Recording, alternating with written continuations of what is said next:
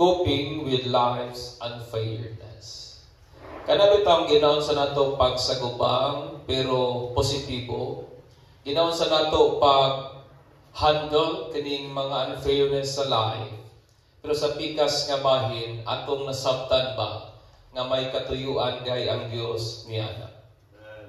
Ang atong pagpapalandong makita nato in the book of Psalms 37, 1 down to 7.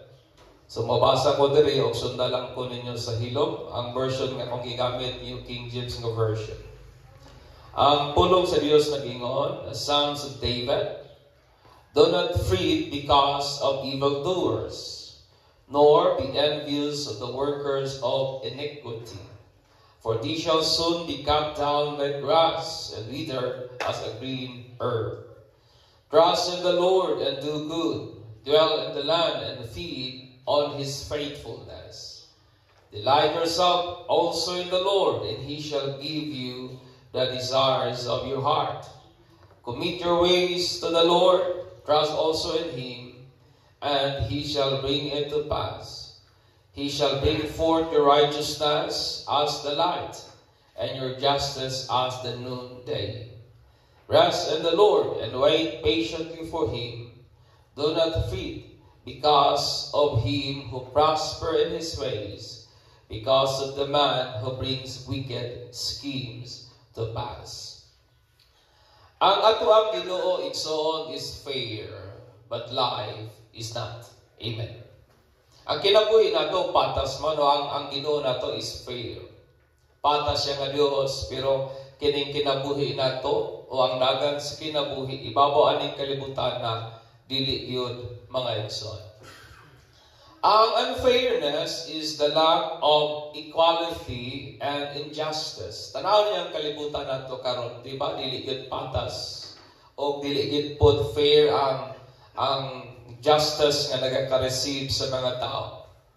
Sa diyang gisulat ni David kini nga mga Psalms during sa iyahang golden age, kay medyo na naman siya ni sa 50 na pataas mga igsoon. Iyahang ipapalandungan o iyahang ikupa ang realidad sa unfairness or sa injustice kana sa kinabuhi. O kini nga unfairness, kini nga kana bitawng injustisya sa kinabuhi. Mi hatod kang David nga dibati siya kalagot ba o kasuko o ingon man kasina ngadto sa mga dautan. Tungod kay ang ancient nga question nga gipangutana sa kadaghanan sa mga matinud-anon nga mga tao nga iya sa Dios nga naga-address ba sa unfairness sa life is ang question nga nagaingon ngano man nga kining mga matarong suffer and the wicked prosper. Amen. Ngano man usahay kining mga taong committed, ngano usahay kining mga taong seryoso kayo, devote kayo sa pagpangalagad sa Dios. Nganong sila pa man ang daghang problema sa kinabuhi. Nganong sila pa man ang nagaantos o nganong usahay kini mga taong dautan, wala may muraman o kanang carefree raman kayo sa kinabuhi. Ingon nga mga godly nag-struggle sa pag-keep up sa life day by day. Sa pikas naman nga bahin kining mga wicked o kining mga godly naga-enjoy og maayong kinabuhi. Wa pa mo makapamalandong anak mga igsoon nga sa pikas nga bahin may mga matarong suffer. Pero sa pikas pud nga bahin kining mga taong way Dios ug wa gali miila sa kang Kristo nagasinati maayong dagan sa kinabuhi. Makakita tao mga tao nga mga corrupt nga mga individuals who enjoy the affluence of life. Kabantay ba mo ni ana? Mga taong kabalog yun ka nga ang means sa panginabuhi di yun maayo. Makabalutang nga ang nabuhi sila pinagi yun sa illegal nga pamaagi. Yan sa pikas nga bahin nag-enjoy man og dagaya nga kinabuhi. Nag-enjoy man sila o kanabitang kinabuhi nga dili mang problema sa kwarta kay dagaya lagi. makakita butag godless nga tao nga walay common nga troubles sama sa kadaghanan. Kabantay ba mo niya na? Mga taong way pagkahadlok sa Dios pero lantaw nimo ang kinabuhi, murag wa may problema. Tanaw nimo ang kinabuhi, wa may common nga problems that is common to man. Makakita tag mga tao nga abusive sa iyang kaugalingon nga lawas, yet wa may balatian. Di ba tinuod? Na yung mga taong abusado kay sa lawas, pero wa may cancer, wa may diabetes, wa may mga kuya o delikadong sakit, wa may health issues, my friend. Makakita butag mga estudyante nga mga Medicare, mga estudyante bitaw nga murag basta lang makatuon, o kirag maka-exam, o kirag dili. Pero sa pikas nga bahin, mas nagmalampuson man ni atong uban nga babad kaayo sa tinuon. Amen. Di ba na yung mga classmate nato nga wa ta magnahog nga mulampo sa kinabuhi kay during atong nag-uban pata sa pagtuon, murag kung ikaw ang pahatagan o pagbalanse murag di gid mulampos ba kay gawas nga bulay og siguro sa pagtuon, wakit po siguro ikaalam o uban pa, pero sa pikas nga bahin, mas nagmalampuson man inoon sa kinabuhi kaysa atong mga brides o may atong mga kugihan nga magtuon. Di ba tinuod? Etc. O uban pa mga igsoon. Kini nga conundrum, kini nga lisod nga pangutana ba? Nganong nagasuffer man ang righteous? Has tormented sa daghang mga magtutuo maski pa sa unang panahon. O kapil na si David mga igsoon. Maski galing siya nga nailan siya sa man after God's own heart. Pero nagsuffer gihapon siya sa mong conundrum. Nagsuffer gihapon siya sa mong bugat ka pangutana. That why do the righteous suffer and the wicked prosper? Ang unfairness po in life is a consequence sa salat and corruption sa kasing-kasing sa tao. O kanang butanga, o while ganata aning kinabuhiya, we can only experience absolute fairness. Unya puhon sa dihang bag-uho na sa Dios ang tanang mga butang. Ilalom sa iyang everlasting kingdom. Amen. While nanapataaning ato ang curse nga state, while nanapataning atong natunglubang nga kalibutan o natunglubang nga kahintang, unfairness in life will continue to exist and affect people's life. Kaning injustisya, kining inequality, kining unfairness sa kinabuhi mga igsoon, padayon ni nga magbutho o padayon kini nga moapekto sa kinabuhi sa mga tao. Tanaw niya nga itong kalibutan karon. Diba? Life is unfair. Amen. Ingon nga mga Kristohanon, dapat dilita magkalagot o dilita magkasinang ato sa mga kauswagan sa mga dautan. Tungod kay ang ilahang ugma, ingon pa sa Bible, they will soon fade away. Sama lang sila sa dagami o sagbot nga unya puhon, malana, pagasunugon. Pero kita may sigurado kitang ugma nga nadiha sa Dios. In short, kining mga wicked, although they prosper aning atong temporaryong gipuy-an, pero ang ilahang ugma di na sama o di na pareha sa atong ugma nga nadiha kang Jesus mga igsoon. Kini nga Psalms ni David naghatag nato og pagdasig ba? Naghatag nato ba og comfort? Sa kung unsaon nato pagkup o unsaon nato nga magkinabuhi, aning ato ang temporaryong lawit ibabaw aning kalibutan. Uban sa realidad nga naagi unfairness sa life. Amen. Bisag asa ka mo lantaw nga anggulo, pero may gani mo masinatian kining unfairness sa life og niay upat ka butang nga atong ikinahanglan for us to cope with this realities, mga igsoon. Amen. Kabantay ba mo nga kung maadto mo og munisipyo, kung dili-gali kay ka pormado, wa kay mo tagad nimo.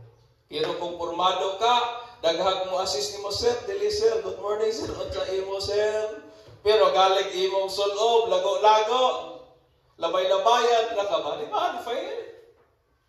Maadto ka sa ospital, kinsa pa kumusahay kung tabangunon, pero walay kwarta, usahay di pa matiman.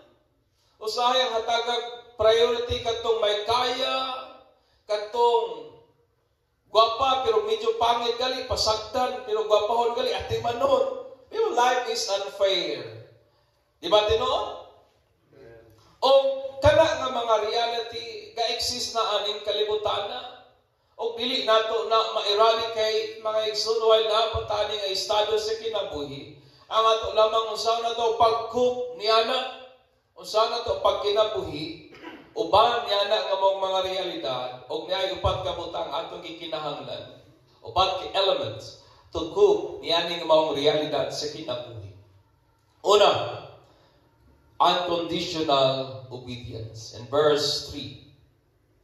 Ang mong passes naghatag na itong duha ka sugo, nga mo ang pagsalig sa Ginoo o ang pagbuhat og maayo. That is, i-command, tungod kay verban ka na siya. It is an action word. Ang pulong po nga pagsalig o trust, ikan ka na sa Hebrew word nga batak, nga ihang kahulugan, it means to hay, or to hasten, or to go quickly for refuge. Kana bitang nagdali ka, kay mutago ka. Nagdali ka, kay gusto kang mupasilog o mupailalom, niyan ang butanga, nga mupanalipod ba nimo. Naghulagway ka ni siya sa imuhang kumpiyansa, o sa imong pagsalig sa usang tao o usang matang, in which naghatag kanimo ba og well-being or seguridad. That is the word pagsalig. Sama sa usa ka balay, may pasilong ka, kay naghatag nimo og seguridad panahon sa kagabion.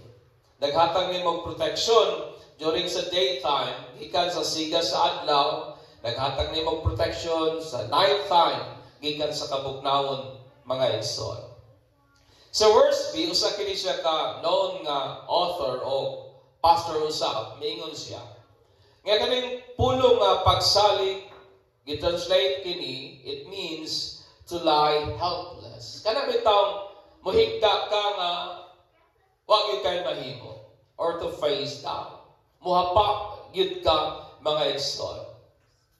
Nagulagway sa usa ka ulipon nga naghulat sa iyang agalon, sa sugo sa iyang agalon, nga naa ang pagkaandam sa pagtuman. It means, gihulagway sa ka-servant nga nag-lie down diha sa salong, ug naa ang pagkaandam nga naghulat sa sugo sa iyang agalon, or sama ba sa usa ka sundalo nga napildi sa gera, diha ilalom o diha sa tilang sa iyahang general nga nakapukan o nakapili niya, mga igsoon. Nagulagway kini sa katao nga totally stretched out. Tao bitaw nga totally nga naka-lie down sa yuta siguro na o nagatubang sa Ginoo, mga igsoon. Kining butangan nagpadala o naghatag natong mensahe ba, kining posture, kining butang gibuhat sa usa ka servant, naghatag natong mensahe kabahin sa atong total nga helplessness. Kana bitaw wa kitay mahimo ba, nga wa kitay mahimo og nagdepende lamang kita sa Dios, og nagulagway usab kani sa atong kinatibuk-an nga napailalom gayud nga sa Dios, nga may pagkaandam sa pagbuhat sa iyang katuyuan, nga wala kay term o wala kay condition. Amen. Amen. Napaba mo diha?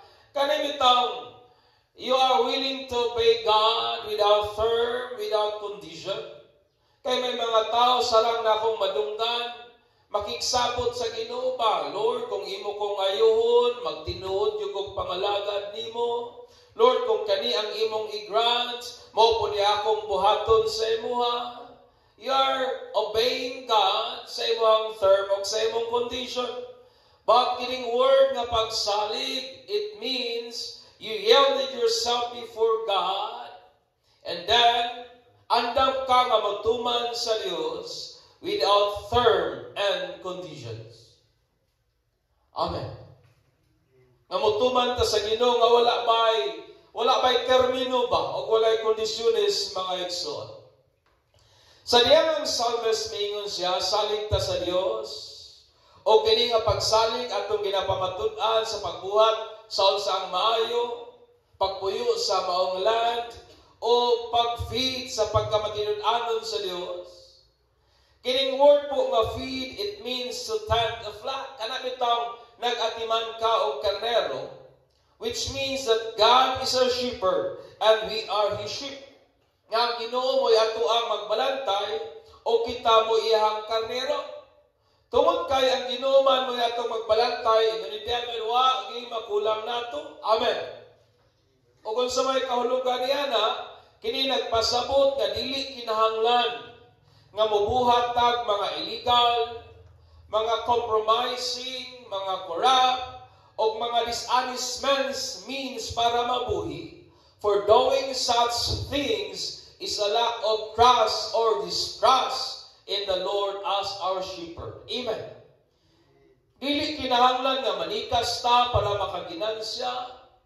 Dili kinahanglan nga mo-compromise ta para mabuhi ta. Dili kinahanglan nga mangurap ta. Dili kinahanglan nga mohimo tag mga limbong nga mga tikang para lang mabuhi. Kaya ang pagbuhat sa ingon usaman ka pamaagi nga nagmakulang ka sa pagsalig sa Dios. Amen. Kaya kung nagsalig ta sa Ginoo, dili kinahanglan manglimbong para mabuhi. Amen. Kung tinuod ta nagsalig sa Dios, dili kinahanglan nga muyalta sa kanibitang mo-compromise ta sa standard sa kalibutan aron lamang makaginansya. That's why David feed on his faithfulness. Amen. Amen. O butang na nga itong gina-expressar ang atong pagsalig sa Ginoo. Obedience help us focus. Ang atong pagkamatinumanon, mutabang ni nato nga makatutok ta sa pag-fulfill sa unsang tinguha nga iya yun sa Dios. Sa diyang atong focus na lamang sa atong kaugalingon in comparison to others, anger and envy gradually think it's fruitful. Kung magsugod bitaw ta og focus atong kaugalingon ug maghinay-hinay na dahil tandi ngadto sa uban, diha na dahil nga bahin, maghinay-hinay na dahil yung kasuko o kasina, kini nga itong dughan, mga igsoon. Amen. Amen. Kabantay ba mo nga masina ang tao kung magsikitag tandi-tandi? Sikitag compare ba sa uban? Living in this world with so much unfairness. Isag-asa ka mo lang tao na agad ni. Let us then protect our hearts from anger and envy by obeying God without conditions and terms. Amen. Kung gusto nato nga matangtang kining atong mga kasina, kasuko sa kinabuhi toward sa unfairness sa life, then atong pagatumanon nato ang Ginoo without conditions and terms. Amen. Amen. Ikaduha, pliable hearts. In verse 4, daghan kay nato nagagamit ani nga verse, labi na kong birthday. May kinita nga akong ampo ni mo, brother, sister. Delight yourself in the Lord and He will grant you the desires of your heart. Ang word po nga delight, sugo kani sa Ginoo nga atong pagabuhaton sa atong kaugalingon. Usa ka verb nga dihang kahulugan to be soft or pliable. Ang word po nga pliable, it means supple enough to bend freely or repeatedly without breaking. Kanamit ang humok kayo sa matanan. Nga bisan pag-usaon ni mo kumot-kumot, bisan pag-usaon ni mo lubag-lubag, dili gid siya ma-break kay nganuman. Kay ang iyang property humok man. Kini naghatag natong panghuna-huna kabahin pa sa usa ka clay. Nakakita na ba mo clay? Pliable ang nature ana. Usa ka clay nga naa diha sa kamot sa kana bitawng usay tawag anang clay maker, usay tawag ana sa Bisaya. Wala ipatter sa English, sa Bisaya, magkukulon. Sakto ba ko? Magkukulon o patters. Gihulagway ka na sa clay nga naa sa kamot sa magkukulon. Nga nag-undergo sa kanang freezing nga iyahan ng iduot-duot o pag-ayo, iyahan ng kumot-kumuton.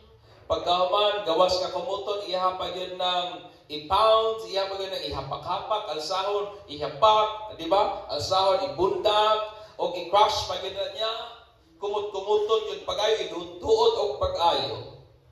But without breaking, tungod sa iyang pliable nga properties. Nga maski unsaon kumot-kumot sa patterns, awak yung taon ma-break kay humok man ang clay mga igsoon. Ang pag-delight po sa Ginoo does not mean wa na magpasabot ka, magmalipayon lang ka. Diya sa Dios, o iyahan ng ihatag ang imuhang gusto. No, it's not. Ang atong understanding, mag-enjoy lang ta sa pagpangalagad sa Ginoo. Iyahan ang i-grant ang desire sa atong kasing-kasing, but it's not. I want you to understand yun, mga igsoon. Dili tanan natong tinguha, dili tanan natong desire are pleasing to God. Amen. Dili tanang tinguha sa atong kasing-kasing, gikalipay o tinguha sa Dios. Dili tanang tinguha nato sa kasing-kasing is incongruent or incongruous diya sa desire sa Dios. Ano bitang takdo ba?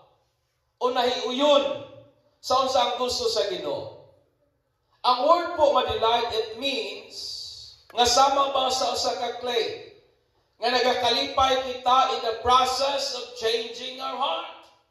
Nga nagakalipay ta nga ang atong kasing-kasing ginapound, ang atong kinabuhi ginapress ni Lord, ang atong being ginapress ni Lord. That is the process. Hangtod nga ato ang hangtod kang tinguha sa Dios. Mo'y mahimo pud natong tinguha o iyang igahatag kana nga tinguha sa atong kasing-kasing. Amen. Amen. Dili na ingon nga magkalipay lang ka, but you must be willing to have this soft heart. Nga sa unsa man ang mga process nga ginatugutan sa Ginoo nga imong pagagihan, imo nang ginakalipay, tungod kay pinaagi niya na nga mga proseso, God is changing your heart. Nga ang tinguha sa Dios, mo po'y imong mahimong tinguha. And He will give you that desires. Amen. Napaba mo diha? Usahay nga itong una-una, Lord, nalipay mo kung imong anong wa pa man. Lord, nag-enjoy na ba ako sa akong ginabuhat, pero nga nung wala pa man ang akong desire. Remember, nga ang word ni delight means to be soft, to be pliable, like a clay in the potter's hand. Nga willing ka i-pound, willing ka i-crush, willing ka nga i-press down, willing ka nga i-process by the hand of your makers. Hangtod nga ang tinguha sa Dios, mo na po'y mahimo na to tinguha. That's why ingon si David, kung muna itong buhaton, then He will give you the desires of your heart. Ang pagkinabuhian ng kalibutan na with so much unfairness. Ato dahil protection na ng atong kasing-kasing, gikan sa kasuko o kasina, nga ang hinungdan kiningan fairness sa life by having a heart that rejoices in the process until God's desires becomes our desires. Amen. That is the process. Nga hangtod nga magkalipay tama sa proseso nga ginabuhat sa Ginoo. If God is breaking you, then rejoice with it. If God is gina-process ni Lord ang atong kasing-kasing din, rejoice with it. Tungod kay ang gusto sa Ginoo nga ngihang tinguha mo po imuhang tinguhaon. Amen. And He will give you that desire. Ikatulo, futuristic mind in verse 5 down to 6.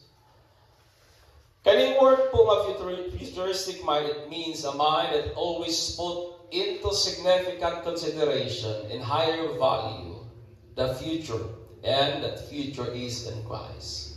Kaya itang panghuna-una nga ginahatagan nimo taas nga pagtagad ba, taas nga bili o importansya ang ugma o kana nga ugma na gidiha kang Kristo nga Jesus.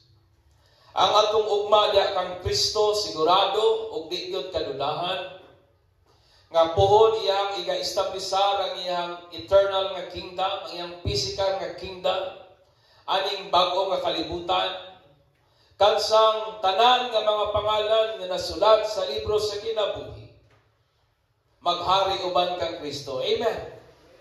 Amen. Katong tanan nga name nasulat sa libro sa kinabuhi, maghari sila uban kang Kristo. Niyan ang hingpit nga pangagamahanan, niyan ang perfect nga government, uban ang absolute nga peace, uban ang hingpit nga kalinaw, hingpit nga kalipay, ugway kinutuban nga kalipay, uban pohon ang uncorrupted nga kalibutan. Kaning kalibutan nga wa na gyud sala o wa na gyud ma-stain sa corruption, ug uban ang lawas nato nga glorified beyond sa usay kayang i-conceive o mahuna-huna sa itong utok mga igsoon. Amen. Mo ni atong ugma nga naa kang Kristo. Naapaba mo diha.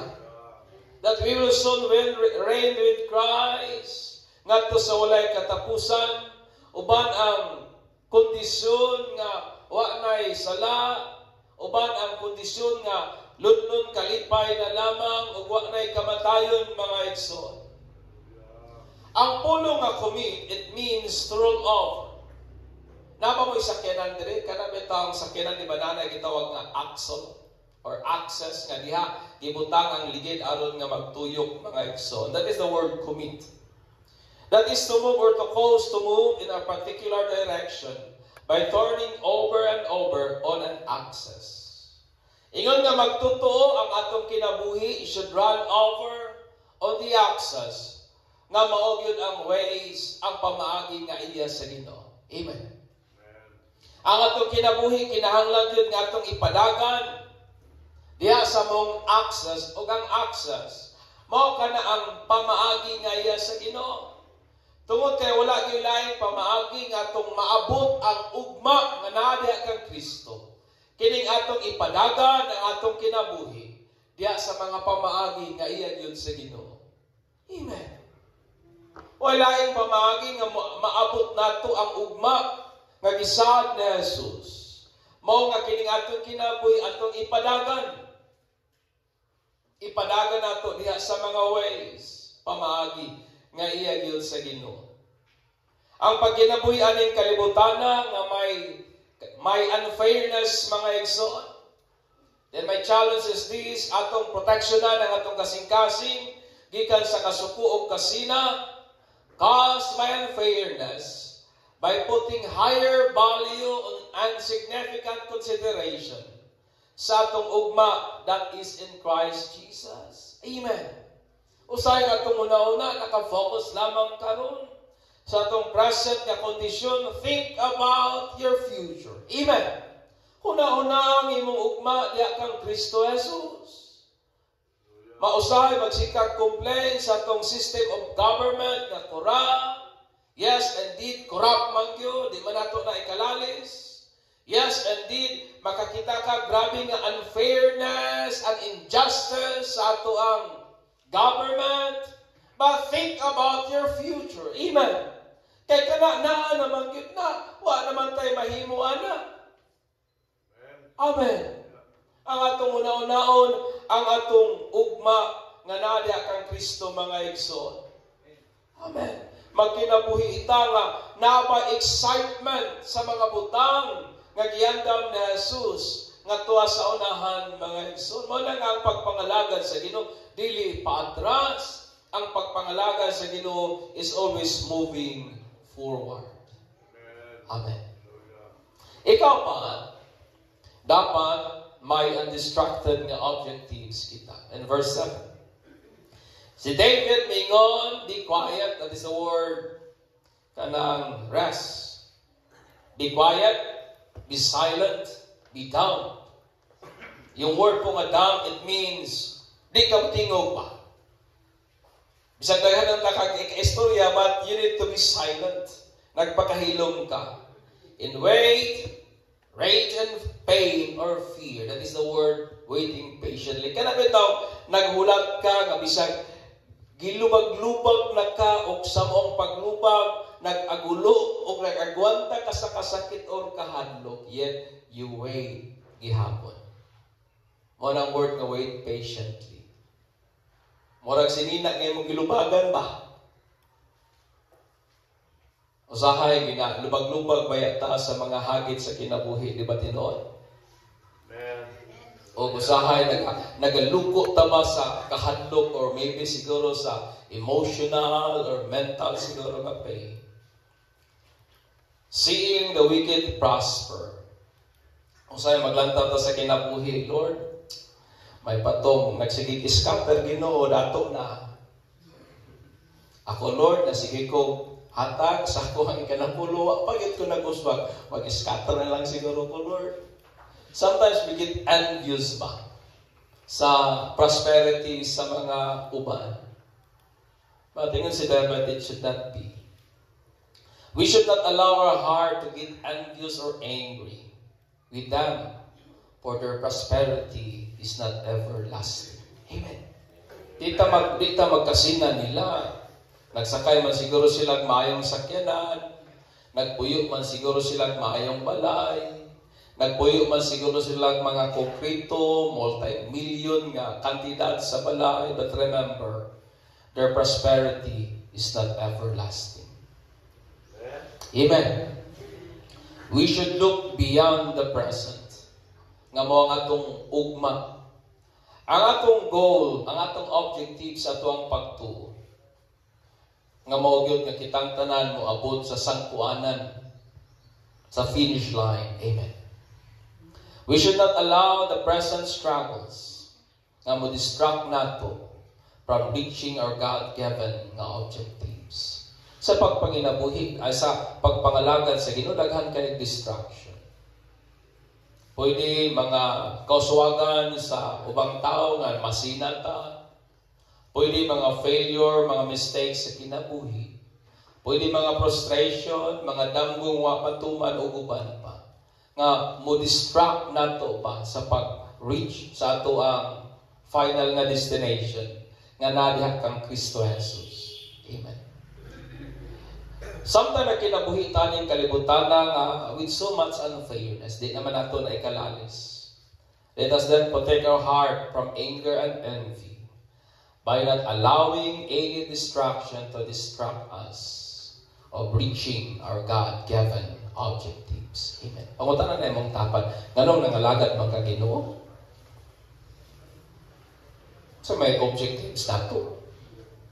Kaya kung nangalagad ng Ginoo para magdato, undangin na lang na eh. Kaya dili garantiya ang pagpangalagad sa Ginoo nga magdato ka. Kaya daghang mga matinudanon nga nangalagad sa Ginoo, di man dato. Daghang mga tao, mo ta ingon ni kahinomdom no katong ingon ni kuan.